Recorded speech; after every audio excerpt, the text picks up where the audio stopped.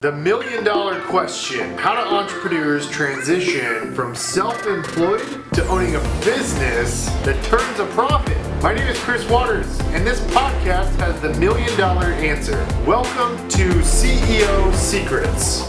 It's your host, Chris Waters of CEO Secrets. I'm with the one and only Daniel Ramsey on my out desk. Yeah! Welcome, Daniel. How you doing, buddy? I'm great, man. I love your energy. Love it.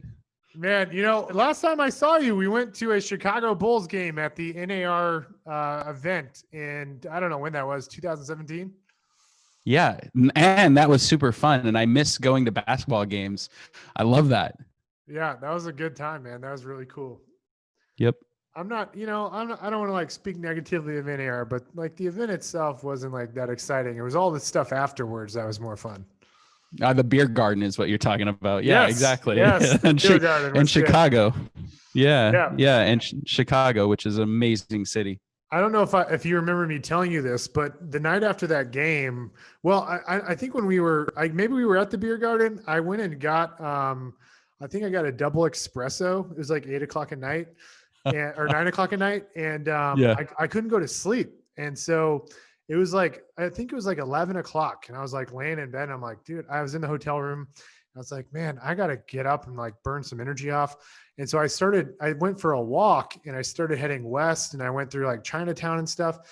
And the next day I ran into one of the guys you invited to the Bulls game. It was the dude that had that dialer, is like that dialing system. Oh yeah. Sales dialer. Salesdialer.com.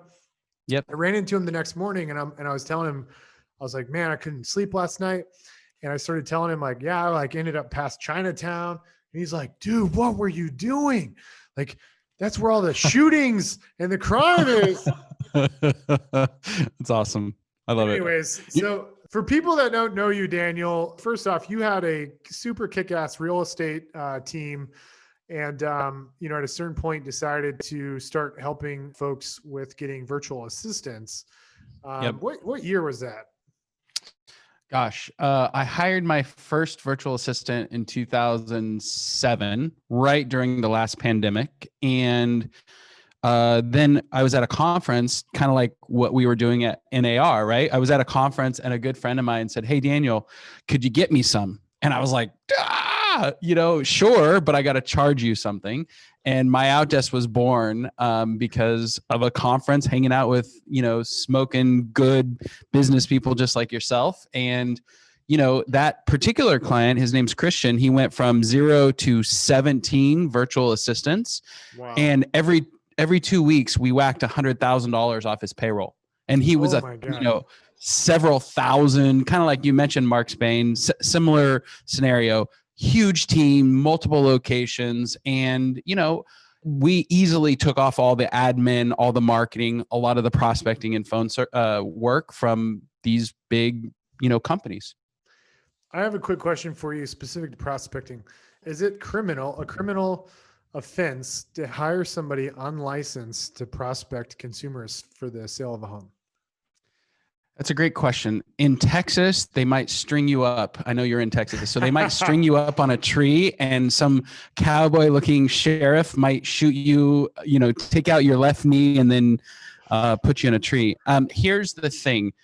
And then, Texas is even light when you compare Canada. And we have customers up in Canada. In fact, we love serving. We have a huge CRM company on the east side in Quebec. And so they're French speaking and they have a business here in the US. So it's really fun to have this international flair and like 3 different kind of cultures to handle. So they're French speaking. They have customers in the US and then our virtual assistants support those US based customers working for that French speaking company. So really cool kind of triangle. And up in Canada and many parts of Europe, you have to have a double opt-in. So if somebody raises their hand on the website and says, I'm interested in more information, then they have to go through a process where their cell phone accepts a call from that particular company before somebody can actually call them. So it's even worse than in Texas. And so we train our virtual assistants to be client concierge for those harder, areas where there's more licensing. So they're collecting information, asking questions, and setting them up for a licensed appointment with somebody who has a license and a lot of experience. But if you create inbound leads, then all of those licensing rules they're still there, but our virtual assistants can play in that world and probably take 90% of the prospecting piece and the qualification piece off the plate of the business. Do you think cold calling and outbound prospecting is going to die soon? I think people hate it. And I think it's less and less. We did this whole, and if you're listening, if you go to our website, My Outdesk, we have a blog series, and we did this whole, like, what are the success ratios of different forms of leads?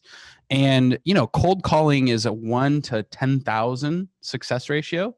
So if you just call 10,000 phone numbers, you're likely to get one deal out of it, versus if it's a referral or an inbound lead or somebody who actually has a need, those ratios are like 1 in 25 or 1 in 5 if it's a referral. So there's a lot of there's just a higher probability. So I just wouldn't focus on cold calling. It's just not, it's the last thing you put into your toolbox. What kind of sucks though is like when you think about these really scalable lead generation sources in real estate, like Google and Facebook, just the quality of the leads are terrible. Yeah. Super terrible. So how many VAs do you have at My Outdesk now?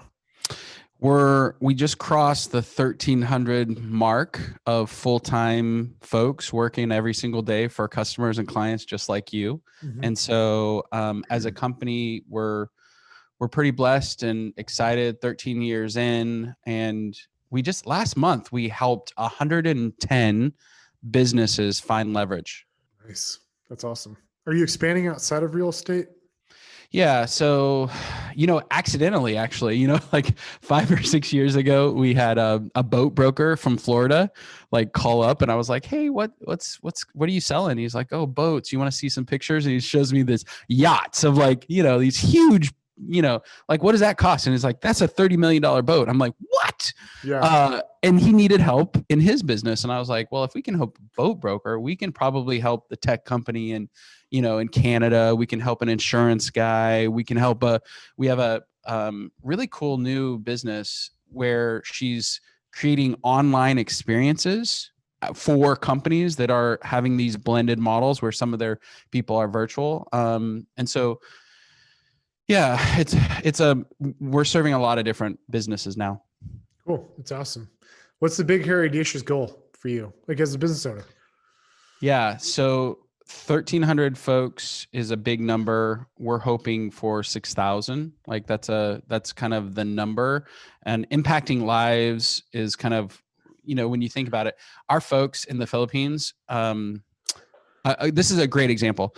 Yesterday, I was on a mastermind call with one of our virtual assistants, and we were kind of talking through, and she's doing broker controls for her customer. And so I'm like, "Hey, how long have you been with your client?" And she's like, 3 weeks. "And how many errors have you found that if they hadn't have fixed, it would have been a $10,000 fine?" Because that's what they're in Florida. So that's the fine if you miss documentation for a contract. And she's like, "Hundreds, Daniel, hundreds." And she's been with her client for 3 days, or I'm sorry, 3 weeks. 3 weeks. So it's like in 3 weeks, she's found hundreds of errors. Each of those errors are worth $10,000. And she completely knows the system now. And so I'm like, okay, it's continued validation for our mission and purpose to kind of help, businesses find leverage. So totally want to change subjects for a minute. Enough about business in My Outdesk. You're teaching wrestling. You told me before we started recording, you're teaching wrestling. Do you have kids that are wrestling, or is that something you did? No. Okay. So check it out. I'm in a mastermind group, and there's a bunch of different, like, business owners. And one of the founder guys, and he's a dude, he's in his 50s, and he's kind of already had a lot of success. He looked at me once, like 5 years ago, and looked at me in the eyes, just like you and I are talking right now. And he's like, "Daniel, you don't help anyone unless it's for your own good." I'm like, what are you talking about? He goes, your charity that you do at my outdesk, it's for the help of your own employees, and all the help you give is for your people in your world, and they help you make money. And so you're a selfish SOB. And I was like, what? Because I give a lot, but he was right. I only had this small world that I was giving back. And so he challenged me to find some form of activity where I could give time, which is the most valuable resource we all have. And so I grew up as a high school wrestler, and I was like, maybe I'll go coach some wrestling. And so I found a low income high school, and this is our 5th year. We've won some section champions ships over the years. And when I went there was only one other coach helping 40 kids, one adult for 40 kids, which, by the way, that ratio is messed up, especially in high school. And so, it's been super rewarding. It's funny too, because when you think about contribution, most people think about giving money. And during the season, I literally volunteer 25 hours a week of my personal time. Wow, it's a lot. It's crazy to run a business and do that. And then I've got 2 small girls at home. So to answer, how old are your girls? I didn't know that. Yeah. So I've got a 7-year-old and a 4-year-old, and girl number 3 on the way. Oh my God. Yeah. I only do girls apparently at my house, I don't know if you know this, but I have a 4-year-old girl. Oh, cool. And a 1-year-old girl.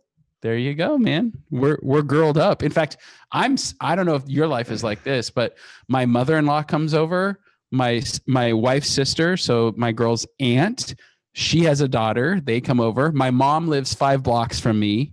She comes over. Our dog's female. Like my whole world is, maybe I needed it, in the universe. Maybe that's what I needed. If you had a crystal ball, any good father's going to say yes. Let me just ask the question. If you knew, this is something I'm struggling with and asking myself, if you knew that your third was going to be a girl, would you still have a third? And can you hear me? There he is. Dude, was that me or was that you? I mean, I think it was you. Oh, okay. Are you in the Philippines around the typhoon? No, man, I'm not. So for people tuning in right now, I was 7 minutes late starting because they're installing Christmas lights on my house, and it tripped the breaker. And so I got a text message from Daniel. He's like, "Where are you?" Yeah. Dude, I'm sorry. I'm like, hey, can I go get lunch? Does this mean I get to go eat a sandwich before? That's awesome. You're in California, so it is lunchtime there, right? Exactly. So if you had known your third was going to be a girl, would you have gone for a girl? Because don't tell me you didn't want a boy. Don't lie to me right now. No, absolutely. In fact, my youngest, who's 4, if you asked her, what do we want? We were like, boy, we want a boy. And when you ask her why, she's like, I want a boy for daddy because he's outnumbered. Like it's not fair. In fact, so we have a boy hamster in the house, and we've got this thing, and I'm with my daughter this morning. She's talking about the hamster, and she starts calling the hamster her. And I'm like, Georgia, my oldest. I'm like, Georgia, this is a boy, right? She goes, it's better if I just call her. And so this is the life with girls. Do you think you'll go for a 4th? I personally would go for 4 or 5. Yeah, I like the chaos. I feed on energy, and I like, but my wife, I think she's like, she might be done. I don't know if I know we both have a mutual friend, Tim Heil. Yep. Something you guys share in common is he has 3 girls. Yep.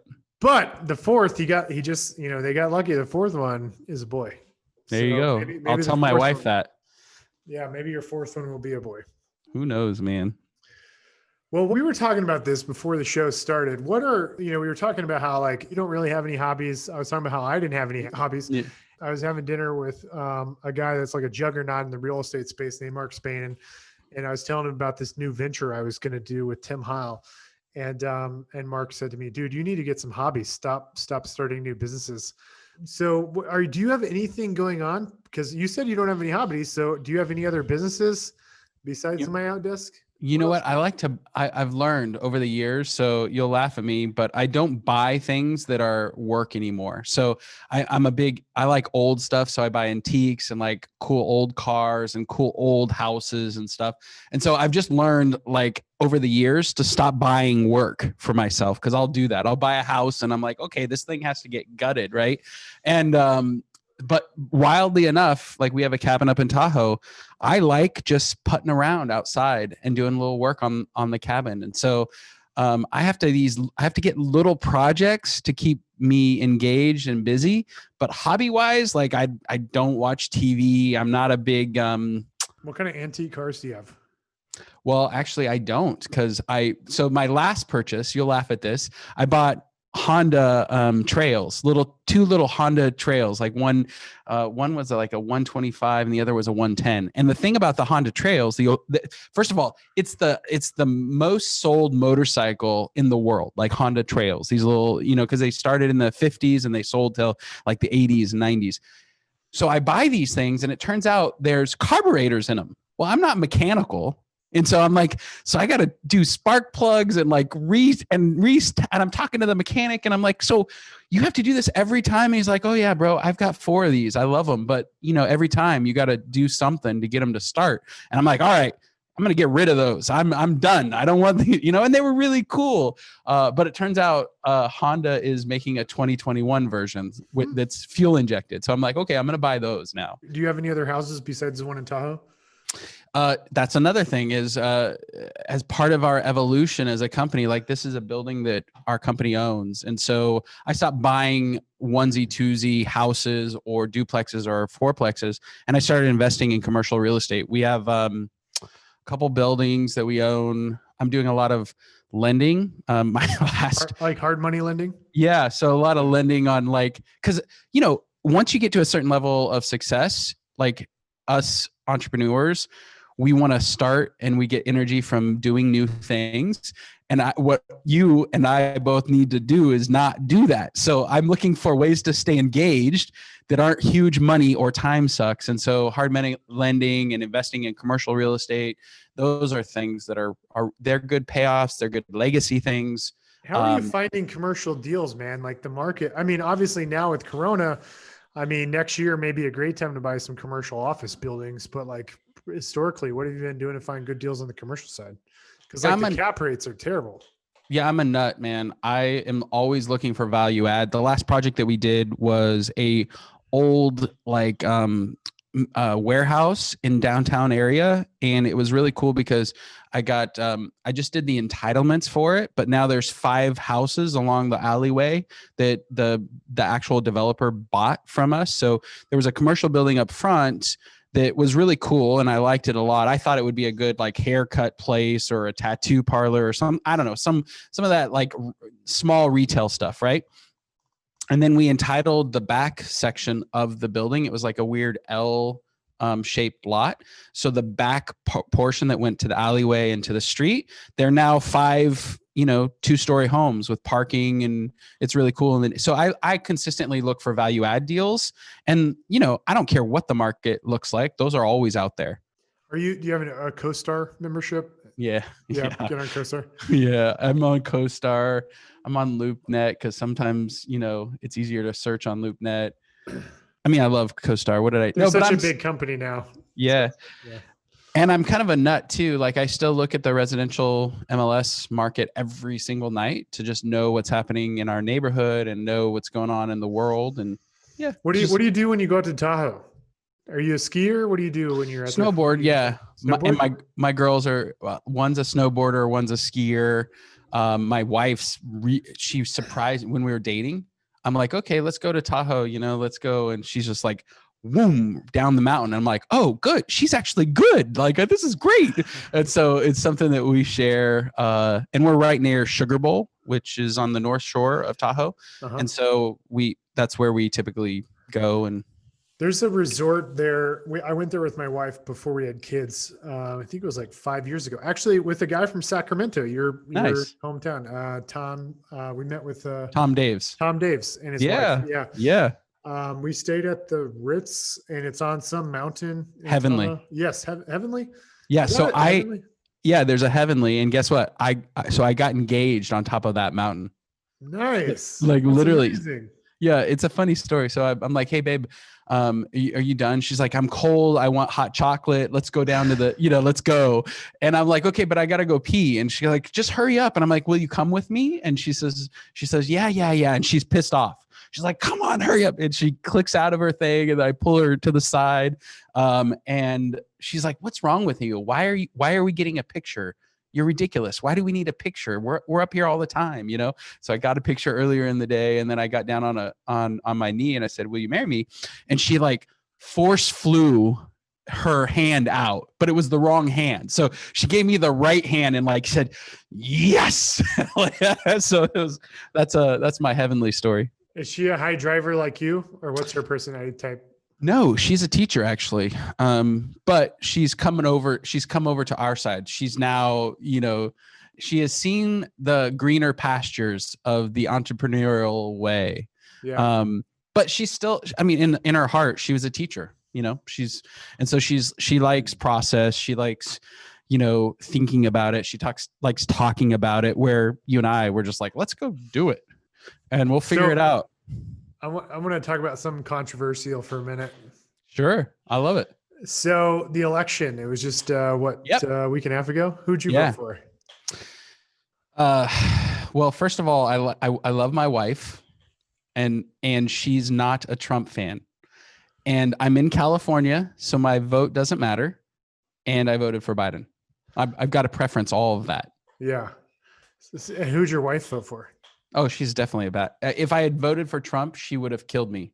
Yeah. I mean, she is adamantly opposed. And I think if you look at the numbers, it's interesting because if you look at the numbers, he lost educated suburban women. Like that's the one area that he had a massive, if you think about it, that's the one area, had he done better in, he would still be our president. So, and I think it's just comes down to, he just did a lot of talking. What do you think about the Libertarian Party? I don't know a lot about it, actually. You know what's so fascinating is like the result, people are announcing results or whatever, going state by state or whatever. I'm like seeing people, put up comments like, I can't believe these are like the two choices we have. Biden, Trump. And I posted a message and I'm like, people should go research the Libertarian Party. It's been around for a long time. And for whatever reason, a lot of people don't know about it. Back, there's a family, there's an extremely wealthy family that had a big impact on politics.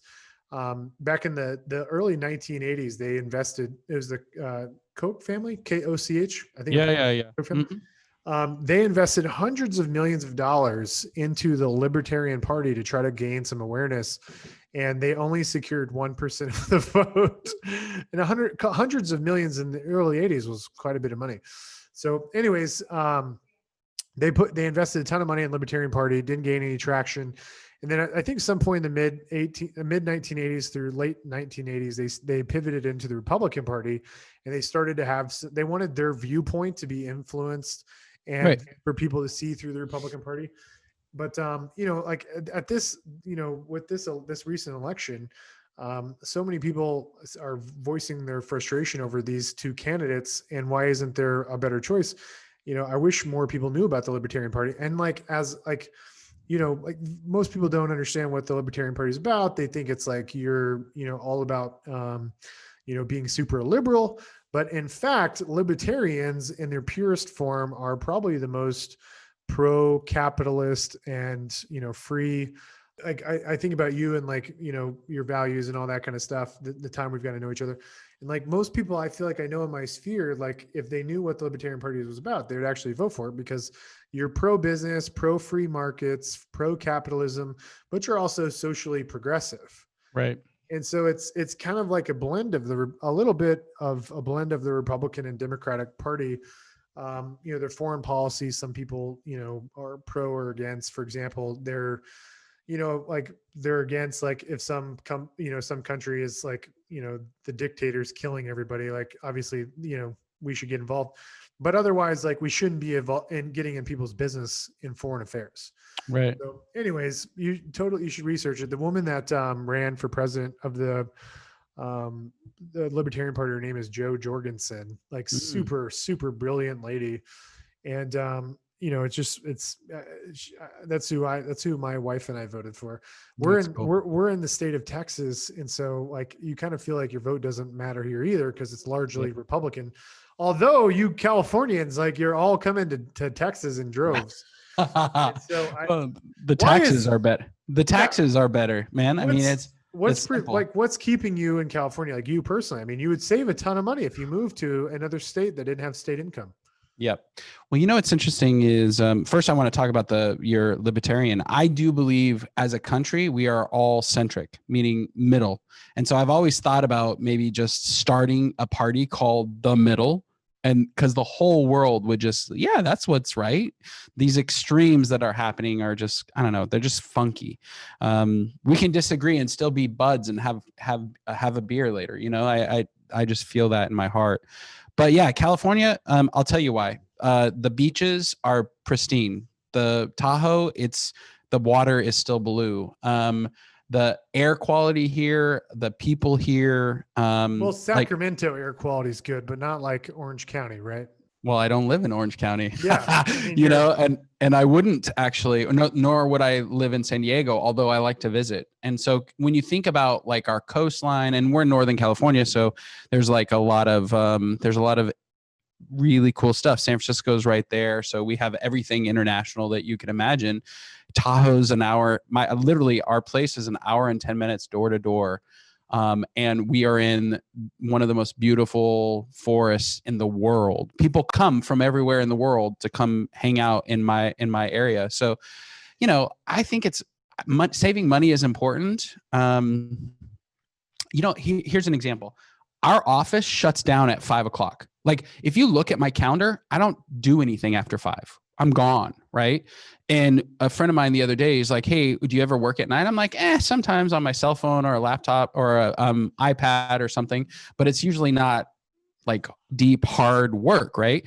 At 5:00, I leave everything and the entire company disappears. Like it's really like a ghost town around here. Right. And he's like, well, how have you been successful? I'm like, well, because we don't deserve to be successful if people need to work 50, 60, 70 hours to run this business, although there'll be periods like when coronavirus happened, we were putting in overtime because it was a weird outlier. But I think, I live in California because I love the lifestyle.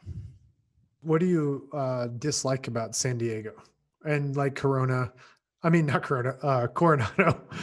love Coronado. But it's just too packed. I mean, it's just, there's a lot of people. It takes a long time to get across, the city, but Coronado Beach, man, that whole island is one of my favorite places. I've got my own diner when I go there. So, there's the Del Coronado Hotel, but it's one of my favorite places in the world, but I don't want to live there. Yeah. It's like Pleasantville. Yeah. For sure. It's weird. And what a great strategy. The US Navy back in the day developed that land, owned all that land, and then said, hey, look, if you serve and you become a general, or if you rise in status and rank within the Navy, you can buy some land here. And so like the whole place is owned by the Navy, and it's kind of a different world. Yeah. I love Coronado Island, and the Hotel Del is awesome. Yeah. Well, for those that are tuning in that are not familiar with My Outdesk, I'm looking at the little banner right behind you. They go check out My Outdesk, and they can learn more about the organization you've built, helping people across multiple industries. You got a lot of folks you're helping in the real estate industry, right? Yeah. Yeah. In fact, what's it cost to hire a VA? What's the average cost per hour? Yeah, so we're $1,788 a month, $1,788 a month for a full-time person. And we just did an actual segment, and maybe I'll send it to you for your show notes, but we just did a segment because Biden did win. We're going to see federal tax go from 20% up to 28%. So you're going to see the total tax that businesses have to pay really jump by 7-8%.